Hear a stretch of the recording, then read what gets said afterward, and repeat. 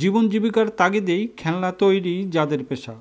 বাঙালি নিজস্ব কৃষ্টি ও গ্রাম বাংলার হাজার বছরের ঐতিহ্যের সঙ্গে জড়িয়ে আছে চারু কারু ও মৃৎশিল্প। এই মৃৎশিল্পের সঙ্গেই জীবন জীবিকায় জড়িয়ে এখনও গাইবান্ধার বিভিন্ন অঞ্চলে বিরুদ্ধ পরিবেশেও নিজ পেশাকে আঁকড়ে টিকে আছে কতিপয় কুম্ভকার পরিবার। এখন মাটিসহ নানান জিনিস খেলনায় তৈরি করে জীবন জীবিকা নির্বাহ করছে তারা। ছোটবেলা থেকে এই কাজে শিখছি, এই স্বামীর বাড়িতে এসে এই কাজে করি। সকাল থেকে শুরু করি আর 10টা পর্যন্ত। সকালে রান্নাবান্না করি, সকালে গোসল করি, রান্নাবান্না করি, খাওয়া দাওয়া করি, এটা ধরি।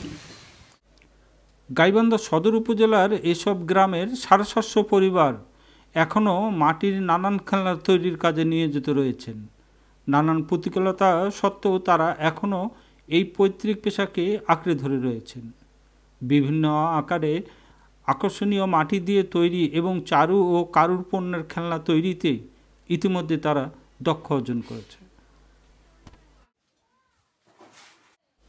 বিভিন্ন সময়ে গ্রামীণ যে মেলাগুলো হয়ে থাকে সেই সব মেলাতেই এসব খেলনা কেনাবেচা হয় সবচেয়ে বেশি।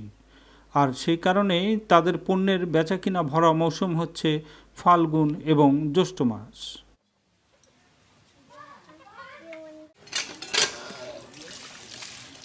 আর অনেক কিছু হাড়ি পাতিল বানায়, তারপরে মাটির খেলনা। এই যে আমাদের এটা যে মাটি দিয়ে তৈরি করা বানানি পোড়ানি, তারপর রং করে মেলা বিক্রি করে আমাদের পারিশ্রমিক ওঠে না। পরিশ্রম হিসেবে আমার একটা পেশা, এটা শিল্পটা পেশা এখন আমার ঘরে। এখন জাতি ব্যবসা না করলে হয় না।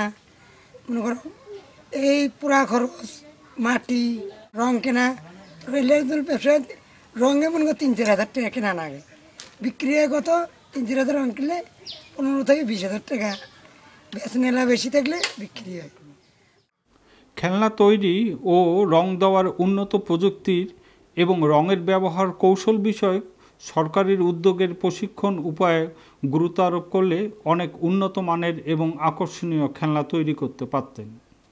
এতে গ্রামীণ এই আদি শিল্পকর্মটি এবং তাদের কারিগররা স্বকীয় বৈশিষ্ট্যের জীবন জীবিকায় টিকে থাকতে পারত।